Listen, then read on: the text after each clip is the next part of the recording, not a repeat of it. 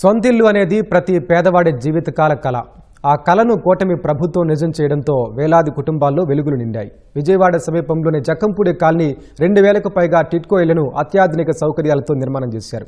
స్థానిక ఎమ్మెల్యే బొండా ఉమా లబ్ధిదారులకు తాళాలు అప్పగించారు. ఎన్నో ఏళ్లుగా అద్దె ఇళ్లలో ఇబ్బందులు పడిన తమకు కూటమి ప్రభుత్వం సొంతిల్లు నిర్మించి ఇవ్వడం పట్ల లబ్ధిదారులు సంతోషాలకు అవధులు లేవు. టిట్కో ఇళ్ల దగ్గర నుంచి మరిన్ని వివరాలు మా ప్రతినిధి కృష్ణనాయుడు అందిస్తారు. పేద మధ్యతరగతి ప్రజల యొక్క సొంతింటి కళను నెరవేర్చేందుకు కూటమి ప్రభుత్వం కృషి చేస్తుంది. ఇందులో భాగంగానే ఇవాళ పెద్ద ఎత్తున టిట్కో ఇళ్లను రాష్ట్ర వ్యాప్తంగా పంపిణీకి శ్రీకారం చుట్టింది. ప్రస్తుతం మనం విజయవాడ సమీపంలో ఉన్నటువంటి జక్కంపూడి కాలనీలో ఉన్నాము. ఇక్కడ పెద్ద ఎత్తున దాదాపు 2000కు పైగా ఇళ్ల నిర్మాణం చేశారు. ఈ రోజు వీటిని పేద ప్రజలకి అందించనున్నారు. ఇప్పటికే కొన్ని ఇళ్లని స్థానికంగా ఉన్నటువంటి ఎమ్మెల్యే బోండా ఉమ్మ ప్రారంభించేశారు.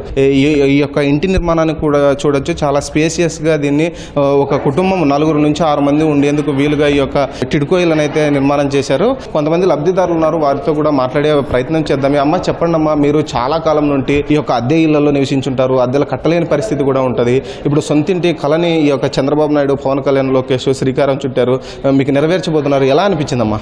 మాకు చాలా ఆనందంగా ఉందండి. మేము 12 ఏళ్ల నుంచి ఈ పాటలతో చాలా బాధలు పడ్డాం. ఈఎంఐలు కట్ అవుతున్నాయి, అన్ని లోన్స్ శాంక్షన్ అయింది. ఏమైందో తెలీదు, మాకైతే ఇల్లులు ఇవ్వలేదు. మళ్ళీ చంద్రబాబు నాయుడు గారు వచ్చిన తర్వాత, పవన్ కళ్యాణ్ గారు వచ్చిన తర్వాతే మాకంటూ ఈ ఇల్లులు వచ్చాయి. చాలా సంతోషంగా ఉంది. ఇప్పుడు కాదు, ఇది ఎన్ని సంవత్సరాల నుంచి సాగుతుంటే మధ్యలో ఇల్లు రాక చాలా ఇబ్బంది పడ్డారు. చాలా మంది జనం సఫర్ అయ్యారు.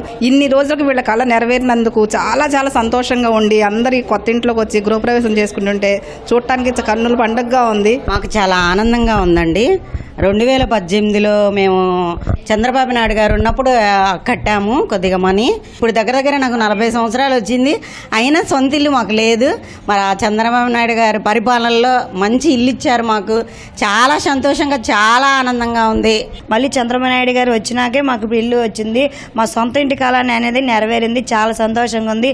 చాలా సంతోషంగా ఉందండి. మా కళ నెరవేరినట్టుగా ఉంది.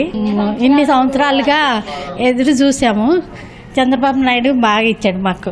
అద్దె కట్టలేక మేము చాలా ప్రాబ్లం ఇచ్చాము. కొంతమంది వెళ్ళిపోమంటారు, నచ్చితే ఉండమంటారు, లేదంటే అద్దె పెంచుతాము అది ఇది అంటారు కదా.